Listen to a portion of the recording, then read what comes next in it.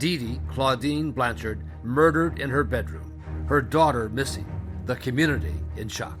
Just total shock. We have this mother and daughter who just seems, so happy and good-hearted. Friends had seen a Facebook post on Dee Dee and Gypsy's shared site. That bitch is dead. That Facebook post was seen by friends and neighbors of Claudine. They ended up then contacting the sheriff's office to do a well-being check, and that's ultimately how Claudine's body was found. A gruesome scene. Very brutal, extremely, extremely brutal, and almost a severing of her head.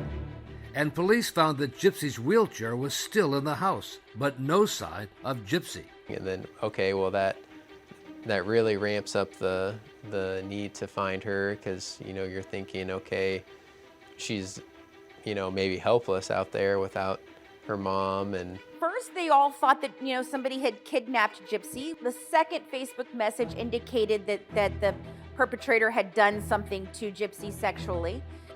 By tracking the internet data on the Facebook post, police were able to locate a possible suspect almost 500 miles away outside Waukesha, Wisconsin, to the home of a young man by the name of Nicholas Godejohn. So they went out, and there was actually a standoff between Nicholas and the police for a brief moment. He was brandishing a knife and waving it around, and he didn't want to come out.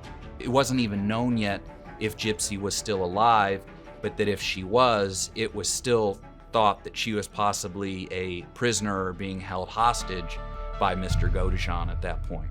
But when police got inside the Godejohn house, they found her along with a load of cash and disguises and wigs she and Godejohn had used. She was there of her own free will. And that's when they first learned not only that, but they're actually in a relationship, boyfriend and girlfriend. This case has taken several disturbing twists since their disappearance. And then this stunning moment. Gypsy standing up on her own. the big shock to a lot of people was that she was up and walking around. The young woman who supposedly needed a house with ramps and specialized facilities was not paralyzed at all. And then doctors at the hospital had another surprise for the good people of Springfield. That's when they learned there was nothing wrong with her. No leukemia, no asthma, no seizures, no paralysis.